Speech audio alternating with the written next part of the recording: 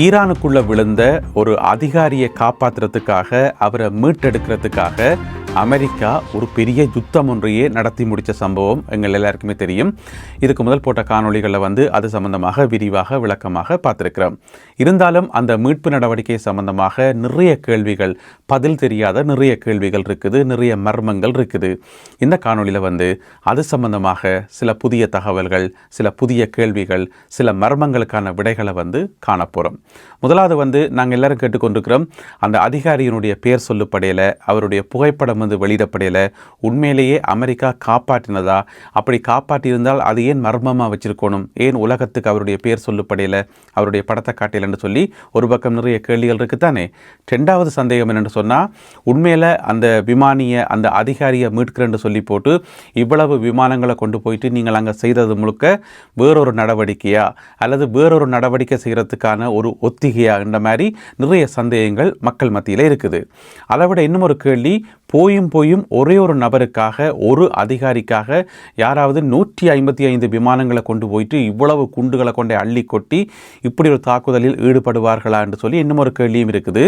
அதுக்கு நாங்கள் எப்படி புரிஞ்சு கொள்ளலாம்னு சொன்னால், ஓகே, அமெரிக்காவினுடைய பழக்கமே அதுதான், அமெரிக்க இராணுவத்தினுடைய மரபே அதுதான், தங்களுடைய ஒரு வீரரை கூட எதிரியினுடைய கட்டுப்பாட்டுக்களை விடக்கூடாது. ஏனென்று சொன்னால் அது அவர்களுடைய அந்த மகுட வாசகம் என்று சொல்லுவோம். அப்படி அவர்களுடைய ஒரு சத்திய பிரமாணம் மாதிரி என்று வைங்களேன். எந்த ஒரு அமெரிக்கரையும் எதிரியினுடைய கைகளில் நாங்கள் போக விட மாட்டோம், உயிரை கொடுத்தாவது காப்பாற்றுவோம் என்றது அமெரிக்க இராணுவத்தினுடைய ஒரு மரபு என்று நாங்கள் புரிஞ்சு கொள்ளலாம். ஆனால் இந்த அதிகாரி காப்பாற்றப்பட்டதுக்கு, இந்த இரண்டாவது அதிகாரி காப்பாற்றப்பட்டதுக்கு பின்னால தனியே இந்த காரணங்கள் மட்டுமில்லை, அதையும் தாண்டி இன்னும் நிறைய காரணங்கள் இருக்குன்னு சொல்லி சொல்லப்படுது. அதைத்தான் இந்த காணொலியில் விரிவாக விளக்கமாக பார்க்க போகிறோம். நல்லா யோசிச்சு பார்த்தோம்னு சொன்னால், இந்த அதிகாரியினுடைய புகைப்படம் இதுவரைக்கும் வெளிவரையில்லை, அவருடைய பேரும் இதுவரைக்கும் வெளியிடப்படையில்லை.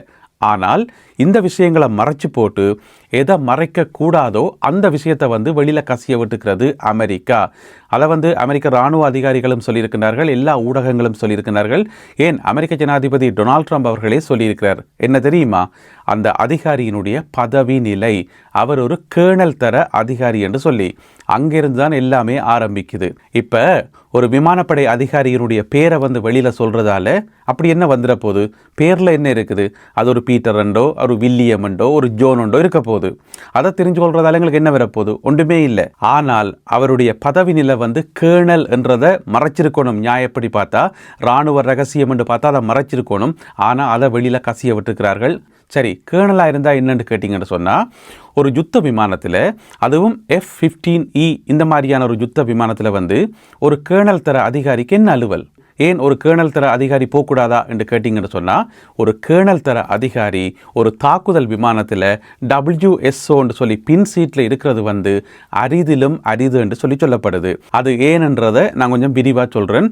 அதுக்கு இராணுவத்தில் இருக்கக்கூடிய அந்த பதவி நிலைகள் இருக்குதானே, அதை பற்றி நாங்கள் கொஞ்சம் விளங்கிக் கொள்ளணும், விரிவாக சொல்கிறேன். இந்த விமானம் இருக்குதானே F-15E, இதில் 2 பேர் இருப்பார்கள். எப்போவுமே 2 பேர், முன்னுக்கு ஒரு சீட், பின்னுக்கு ஒரு சீட். முன்னுக்கு இருக்கிறவர் மட்டும்தான் பைலட். அவருக்கு பின்னுக்கு இருக்கிறவர் கோ பைலட் என்றோ அவருடைய உதவியாளர் என்றோ அர்த்தம் கிடையாது. அவருடைய பதவியை சொல்றது WSOன்னு சொல்லி, அதாவது வெப்பன்ஸ் சிஸ்டம் ஆஃபீஸர். இதுதான் அவருடைய பதவியினுடைய பேர், WSOன்னு சொல்றது. அப்போ முன்னுக்கு இருக்கிறவர் பைலட், பின்னுக்கு இருக்கிறவர் WSO. இந்த 2 பதவிகளையும் பார்த்தீங்கன்னு சொன்னால், பொதுவாக எந்த தர அதிகாரிகள் ஈடுபடுவார்கள் பரப்பில் என்று சொன்னால், ஒரு லெப்டினன்ட் தர அதிகாரிகள், கேப்டன் தர அதிகாரிகள், மிஞ்சி போனால் மேஜர் தர அதிகாரிகள். இப்படியான ஆக்கெல்லாம் இந்த மாதிரி விமானங்களில் போகிறதே தவிர, ஒரு கேர்னல் தர அதிகாரி இந்த ஃபைட்டர் ஜெட்டை ஓடுறது அல்லது பின்னுக்கு WSOவாக இருக்கிறது அரிதிலும் அரிது. ஏன்னு சொன்னால் அவர்கள் உயர்ந்த அதிகாரிகள். இப்போ இராணுவ நிலைகள் பார்த்தீங்கன்னு சொன்னால், second lieutenant, captain, major, lieutenant colonel, அதுக்கு பிறகு அங்கால பிரிகேடியர், ஜெனரல், மேஜர் ஜெனரல் என்று சொல்லி போய்கொண்டிருக்கும். இது பொதுவானது. ஆனால் சில நாடுகளில் ஒவ்வொரு நாடுகளுக்கு ஏற்றபடியும் சில வித்தியாசங்கள் இருக்குமே தவிர மற்றபடி இது காமனானது. அப்போ இந்த மாதிரியான ஒரு ஃபைட்டர் ஜெட்டை F-15E இந்த மாதிரியான ஒரு ஃபைட்டர் ஜெட்டை ஓடுறது பெரும்பாலும் லெப்டினன்ட்கள், கேப்டன்கள், மேஜர்கள் இந்த மாதிரி தான் இருக்குமே தவிர லெப்டினன்ட் கேர்னல் ஒரு ஆள் வந்து பைலட்டாக இருக்கிறதே வந்து அரிதென்று சொல்லப்படுது. கேர்னல் வந்து வாய்ப்பே இல்லை. எனவே ஒரு கேர்னல் தர அதிகாரி இந்த ஃப்ளைட்டில் போகிறாருன்னு சொன்னால், இந்த ஃபைட்டர் ஜெட்டில் போகிறாருன்னு சொன்னால் சம்திங் ரோங். அதுக்கு வேறு சில காரணங்கள் இருக்குது. என்ன காரணங்கள்னு சொல்லி நான் பிறகு சொல்கிறேன். சரி, இந்த 2 பேர் இருந்து போவினம் தானே, கேப்டனும் WSOவும். இதில் வந்து யார் பெரியாள் என்ற ஒரு கேள்வி இருக்குன்னு தானே. ஆனால் இங்கே வந்து பார்த்தீங்கன்னு சொன்னால் அப்படியான ஒரு கேள்விக்கே இடம் இல்லை. இப்போ நாங்கள் சாதாரணமாக ஒரு பயணிகள் விமானத்தில் போவோம் தானே, நாங்கள் பயணம் செய்கிற விமானம். அதில் பார்த்தீங்கன்னு சொன்னால் அதில் ஒரு ஓர்டர் இருக்குது, பதவி நிலை ஓர்டர் ஒன்று அதில் இருக்குது. கேப்டன் இருப்பார், குரூப் கேப்டன் இருப்பார், அந்த கேப்டன் பேச்சை கேட்கணும், இந்த மாதிரி சில விஷயங்கள் அங்கே இருக்குது.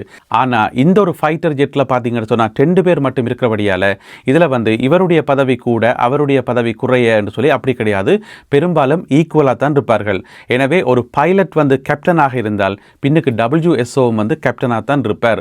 ஒரு பைலட் வந்து மேஜராக இருந்தால் பின்னுக்கு இருக்கிறவரும் வந்து மேஜராகத்தான் இருப்பார். அதை வந்து மிக்ஸ்அப் பண்ணுறதை வந்து சரியான அரிதென்று சொல்லப்படுது. இப்போ கேப்டன் தர அதிகாரி ஒரு ஆள் பைலட்டாக முன்னுக்கு இருக்கும்போது பின்னுக்கு வந்து ஒரு மேஜர் தர அதிகாரி கடைசி வரைக்கும் பின்னுக்கு இருக்க விரும்ப மாட்டார். இருந்தாலும் அங்கே வானத்தில் வச்சு முரண்பாடு வரும். நீ ஒழுங்கா ஓடலாம், உனக்கு அது தெரியாது, இது தெரியாது, என்னுடைய அனுபவம் என்ன தெரியுமா, நான் எத்தனை பேரை பார்த்துக்கிறேன், எத்தனை சண்டை களங்களை பார்த்துக்கிறேன்னு சொல்லி தேவையில்லாத கதையெல்லாம் பெறும் நடுவானத்தில். எனவே 2 ஈக்குவலான அதிகாரிகளை தான் பெரும்பாலும் போடப்படும். கலைச்சி பேசி ஒற்றுமையாக போய் குண்டை போடுங்கப்பா என்று சொல்லி. அப்படி இருக்கும்போது அன்றைக்கு கேர்னல் தர அதிகாரி ஒரு ஆள் பின்னுக்கு இருந்து போயிருக்கிறார், WSO அந்த பொசிஷன்ல இருந்து போயிருக்காருன்னு சொன்னால் முன்னுக்கு பைலட்டும் கட்டாயம் ஒரு கேர்னலாகத்தான் இருந்திருக்கணும். அப்படி இல்லை என்று சொன்னால் அந்த விமானம் வந்து தாக்குதல் நடத்த போகலன்னு அர்த்தம். முன்னுக்கு வந்து இருந்தது ஒரு கேப்டனோ அல்லது ஒரு மேஜர் தர அதிகாரியாகவோ பைலட் இருந்திருந்தா அன்றைக்கு அந்த விமானம் தாக்குதல் நடத்த போகல, வேற தேவைக்காக போயிருக்குது. அந்த வேற தேவை என்னன்னு சொன்னால் கள ஆய்வு, களத்தை ஆய்வு செய்கிறதுக்கும் புலனாய்வு தகவல்களை சேகரிக்கிறதுக்கும் வேறு ஏதோ ஒரு பெரிய திட்டமிடலுக்காகவும் தான் அந்த கேர்னல் தர அதிகாரி போயிருக்காரே தவிர முன்னுக்கு ஒரு கேப்டனை நிறுத்தி வச்சு போட்டு அவர் ஃப்ளைட் ஓடுவாராம், இவர் குண்டு போடுவாராம்னு சொல்லி கட்டசி வரைக்கும் இல்லை. அதுக்கான வாய்ப்பு இல்லவே இல்லை. இப்போ இந்த காணொலியை பார்த்து கொண்டிருக்கக்கூடிய நீங்கள் எல்லாருமே வந்து கட்டாயம் ஏதோ ஒரு வேலை செய்வீங்க தானே. நீங்கள் வேலை செய்கிற இடத்த யோசிச்சு பாருங்க. அங்கே யார் பெரியவர், அவருக்கு அடுத்தவரார், அவருக்கு அடுத்தவரார்னு சொல்லி ஒரு பதவி நிலை ஓடுறோன்னு இருக்குன்னு தானே. அதில் வந்து கீழே இருக்கிறவற்ற கதையை மேலே இருக்கிறவர் கேட்பாரா, இவர் சொல்லி அவர் கேட்பாரா, கடைசி வரைக்கும் இல்லையேன. அதே மாதிரி தான் இதுலையும் வந்து ஒரு கேர்னல் தர அதிகாரி பின்னுக்கு இருந்தோண்டு, அதாவது முன்னுக்கு இருந்த ஒரு மேஜர் தர பைலட் சொல்லும்போது அவற்றை கதையை கேட்டு அவர் குண்டு போடுவாரா, கடைசி வரைக்கும் இல்லை. எனவே வேறு தேவைக்காக போயிருக்கின்றது அப்படியே விளங்குது. ஏற்கனவே எங்களுக்கு அரசல் புரசலாக நிறைய செய்திகள் வருது. ஈரானுக்குள்ள திடீரென்று அமெரிக்க படைகள் ஒரு இடத்துல போய் இறங்கும், ஒரு குறிப்பிட்ட பகுதியை வந்து கைப்பற்றும். அதிலையும் பார்த்தீங்கன்னு சொன்னால் யுரேனியத்தை போய் எடுத்துகிட்டு வர போகிறோம், யுரேனியம் இருக்கிற இடத்த வந்து நாங்கள் திடீரென்று ஒரு அட்டாக் செய்ய போகிறோம் சொல்லி இந்த சம்பவம் நடந்த இடம் வந்து இஸ்ஃபஹான். அதுக்கு கிட்டத்தான் சம்பவம் நடந்திருக்குது. எனவே இஸ்ஃபஹான்ல வந்து யுரேனியம் செறிவூட்டு நிலையம், அணு ஆராய்ச்சி மையம் எல்லாம் நிலத்துக்குள் இருக்கிறது எங்கள் எல்லாருக்குமே தெரியும். எனவே இந்த ஃப்ளைட்டும் வந்து அந்த இடத்துல வந்து பறந்திருக்கிறது வந்து அடுத்த மிகப்பெரிய சந்தேகத்தை வந்து உருவாக்குது. இங்கால பார்த்தீங்கன்னு சொன்னால் கார்க் தீவு, இங்கால கொஞ்சம் தூரம் வந்தால் கார்க் தீவு. எனவே கார்க் தீவு மேலேயும் அமெரிக்கா ஒரு கண் வச்சிருக்குது. அதில் போயிட்டு திடீரென்று படைகளை இறக்கிறதுக்கான ஒரு முயற்சியில் வந்து அமெரிக்கா இருக்குன்றதும் ஏற்கனவே நிறைய செய்திகளை வந்து நாங்கள் பார்த்துருக்கிறோம். எனவே இப்படியான ஒரு சிச்சுவேஷனில் ஒரு கேர்னல் தர அதிகாரி ஒரு ஃபைட்டர் ஜெட்டினுடைய பின்பக்கம் இருந்து அந்த ஏரியாவில் பறந்திருக்கார் என்று சொன்னால், அதுவும் உயரத்தில் பறக்கையில் தாழ பறந்திருக்கிறார். தாழ பறந்தபடியாக தான் அன்றைக்கு வந்து ஈரானுடைய தாக்குதலுக்கு வந்து உள்ளாக வேண்டி வந்தது. எனவே தாழ பறக்க வேண்டிய தேவை என்ன வந்தது?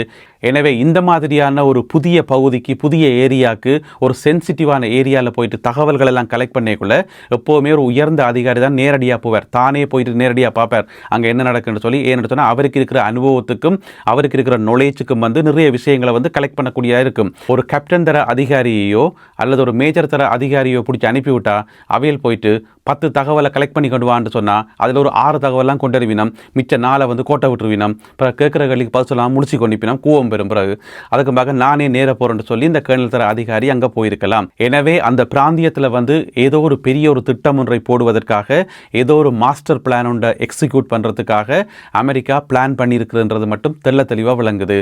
அதை விட இன்னும் ஒரு முக்கியமான விஷயம், ஒரு கேர்னல் தர அதிகாரி அமெரிக்க இராணுவத்தில் வந்து ஒரு கேர்னல் தர அதிகாரியாக ஒரு ஆள் வாராருன்னு சொன்னால் குறைஞ்சது குறைஞ்சது 20 வருஷமாவது அவர் விமானப்படையில் இருக்கணும். 20-22 வருடங்கள் இருந்து அதுக்கு படிப்பு இருக்குது, அதுக்கு அனுபவங்கள் இருக்குது, ப்ராக்டிக்கலாக நிறைய வேலைகள் செய்யணும். எல்லாம் செய்து படிப்படியாக தான் கேர்னலாக வர முடியும். இராணுவத்தில் சேர்ந்து அடுத்த நாளே கேர்னலாக வர முடியுமா? கடைசி வரைக்கும் இல்லையென. எனவே குறைஞ்சது 20 தொடக்கம் 22 வருடங்கள் அனுபவம் இருந்தால் மட்டும்தான், அதுக்குரிய படிப்புகள் மற்ற விஷயங்கள் எல்லாம் பூர்த்தி செய்தால் மட்டும்தான் அவர் கேர்னலாக தரம் உயர்த்தப்படுவார். எனவே ஒரு நல்ல அனுபவம் மிக்க அதிகாரி, இனி ஒரு கேர்னல் தர அதிகாரி என்று சொன்னால் அவருக்கு நிறைய ரகசியங்கள் தெரிஞ்சிருக்கும், அவருக்கு கீழே நிறைய படைப்பிரிவுகள் எல்லாம் இருக்கும், நிறைய ரெஸ்பான்சிபிள் இருக்கும். இன்னும் ஒரு கேர்னலை உருவாக்கி எடுக்கிறேன்னு சொன்னால் கஷ்டம். அதனால தான் இவர் ஒரு கேர்னல் தர அதிகாரி என்றபடியாலையும் அவர் ஏதோ ஒரு முக்கியமான நடவடிக்கையில் அங்கே ஈடுபட்டிருந்ததாலேயும் தான் அமெரிக்கா இவ்வளோ பெரிய ரிஸ்க் எடுத்து அவரை காப்பாற்றுறதுக்காக முயன்றிருக்கிறது. இவர் மட்டும் ஈரான் கைகளில் சிக்கியிருப்பாராக இருந்தால் எத்தனையோ பல ரகசியங்களை ஈரான் அறிந்து கொண்டிருக்கும் என்றதான் மறுக்க முடியாத உண்மையாகும். எனவே அன்றைக்கு சனிக்கிழமை இரவு ஈரானில் நடந்த சம்பவம் ஒரு வழக்கமான சம்பவமானு கேட்டிங்கன்னு சொன்னால் கடைசி வரைக்கும் இல்லை. அது வழக்கத்துக்கு மாறான சம்பவம். இந்த சம்பவம் தொடர்பாக இன்னும் நிறைய ரகசியங்கள், இன்னும் நிறைய தகவல்கள் வெளியில் வர இருக்குது. போக எல்லாமே வெளியில் வரும். அப்போ இன்னும் ஒரு காணொலியில் அதை பற்றி விரிவாக விளக்கமாக பார்க்கலாம். இந்த காணொலியில் பகிர்ந்து கொள்ளப்பட்ட இந்த தகவல்கள் தொடர்பான உங்களுடைய கருத்துக்கள் என்ன என்பதை மறக்காமல் கீழே எழுதுங்கள். மீண்டும் சந்திப்போம் உறவுகளே. நன்றி, வணக்கம்.